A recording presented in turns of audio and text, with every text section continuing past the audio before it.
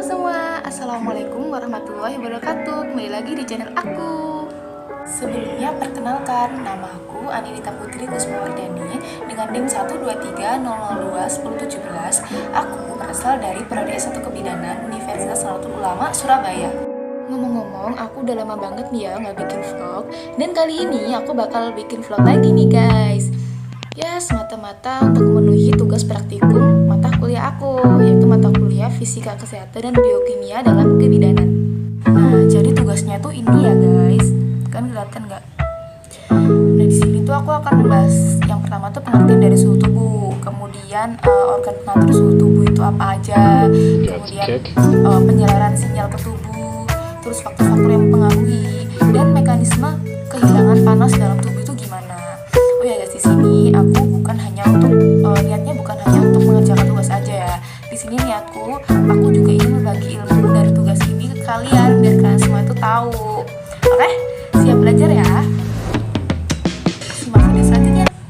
Oke, yang pertama aku akan membahas tentang pengertian dari suhu tubuh.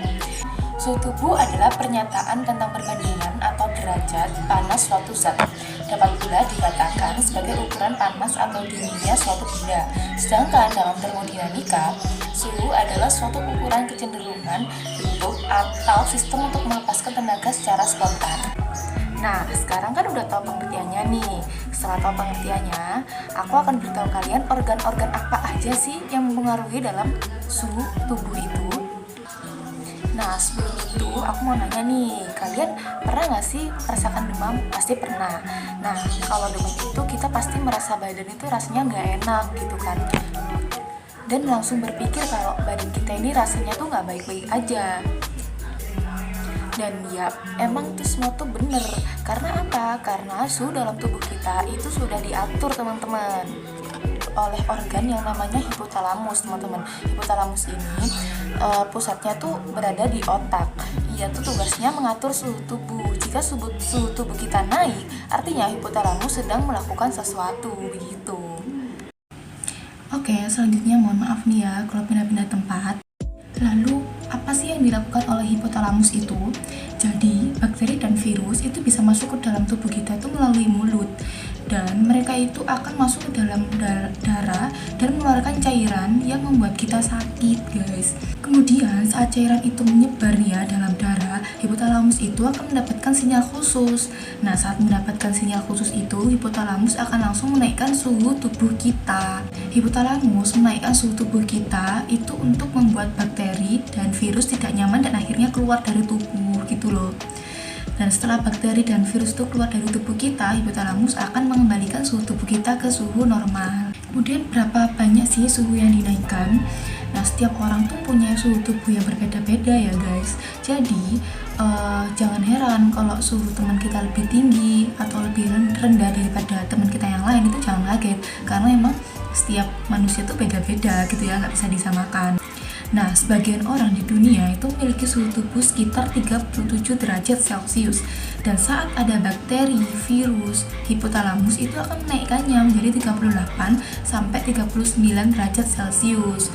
Nah, makanya itu kenapa kita bisa mengalami demam, teman-teman. Nah, kemudian kita masuk ke pembahasan yang ketiga nih, yaitu kita akan membahas bagaimana sih penjalaran sinyal suhu pada sistem syaraf tubuh kita. Jadi begini nih teman-teman penjalarannya. Sinyal suhu yang dibawa oleh reseptor pada kulit itu akan diteruskan ke dalam otak melalui jara spinothalamikus, atau mekanismenya itu hampir sama dengan sensasi nyeri. Nah, ketika sinyal suhu itu sampai di tingkat medula spinalis, sinyal akan jalar dalam lactus Lissauer, beberapa segmen di atas atau di bawah, dan selanjutnya akan berakhir terutama pada lamina 1, 2, 3 radix dorsalis. Nah, setelah mengalami percabangan melalui satu atau lebih neuron dalam medula spinalis itu, sinyal suhu selanjutnya akan dijalarkan ke serabut thermal ascendens yang menyilang ke traktus sensorik anterior lateral sisi berlawanan dan akan berakhir di tingkat retikular batang otak dan kompleks ventrobasal thalamus. Dan beberapa sinyal suhu pada kompleks ventrobasal akan diteruskan ke korteks somatosensorik. Gitu. Nah, tadi kan kita sudah membahas pengertian dari suhu tubuh, organ-organ yang mempengaruhi, hingga penjalaran suhu tubuh. Nah, sekarang kita akan membahas tentang mekanisme kehilangan panas dalam tubuh itu bagaimana. Nah, ini aku jelasin ya. Mekanisme kehilangan panas itu terdapat 4 mekanisme. Yang pertama itu radiasi, kedua itu konduksi, yang ketiga itu evaporasi, dan yang keempat itu konveksi. Dan di sini aku akan jelasin satu persatu dan jangan di skip ya. Oke, aku akan menjelaskan yang pertama dulu, yaitu radiasi. Radiasi itu adalah mekanisme kehilangan panas tubuh dalam bentuk gelombang panas inframerah. Gelombang inframerah yang dipancarkan dari tubuh memiliki panjang gelombang 5-20 mikrometer. Tubuh manusia memancarkan gelombang panas ke segala penjuru tubuh. Radiasi merupakan mekanisme kehilangan panas paling besar pada kulit, 60% atau 15% seluruh mekanisme kehilangan panas. Panas adalah energi kinetik pada gerakan molekul. Nah, sebagian besar energi pada gerakan ini itu dapat dipindahkan ke udara bila suhu udara lebih dingin dari kulit. Nah, sekali suhu udara bersentuhan dengan kulit, suhu udara menjadi sama dan tidak terjadi lagi pertukaran panas. Yang terjadi hanya proses pergerakan udara, sehingga udara baru yang suhunya lebih dingin dari suhu tubuh.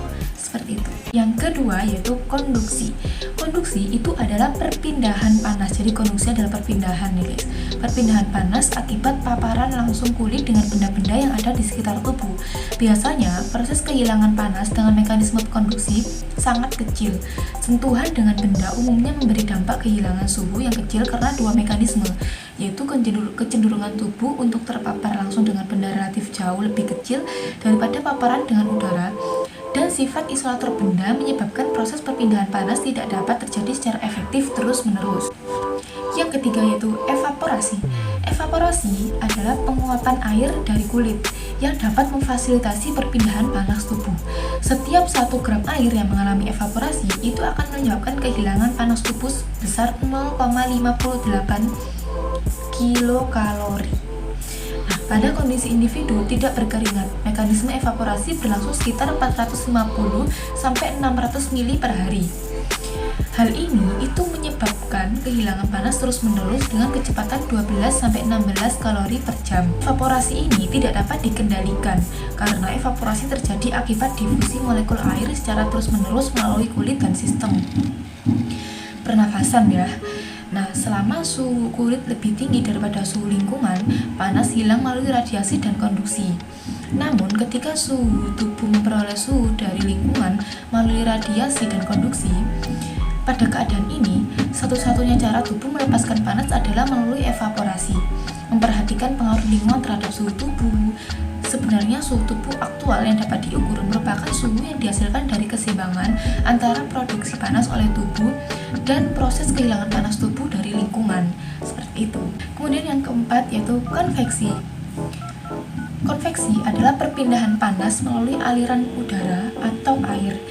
Kemudian menurut Tom Suri Anas pada tahun 2007, suhu tubuh itu dibagi menjadi 4. Yang pertama hipotermi, yaitu bila suhu tubuh kurang dari 36 derajat Celcius.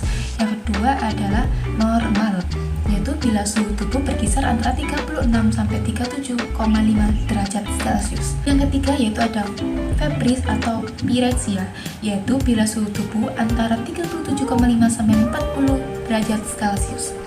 Kemudian yang keempat itu hipotermi, yaitu bila suhu tubuh lebih dari 40 derajat Celcius. Baik teman-teman, sekian ya materi yang bisa aku sampaikan kepada kalian. Semoga kalian mendengarkan dan bisa memahami apa yang aku jelaskan tentang suhu tubuh.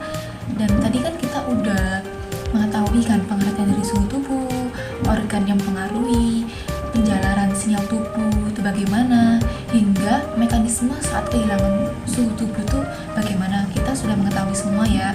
Nah, aku berharap ilmu ini bisa bermanfaat buat kalian dan semoga aku tetap selalu belajar.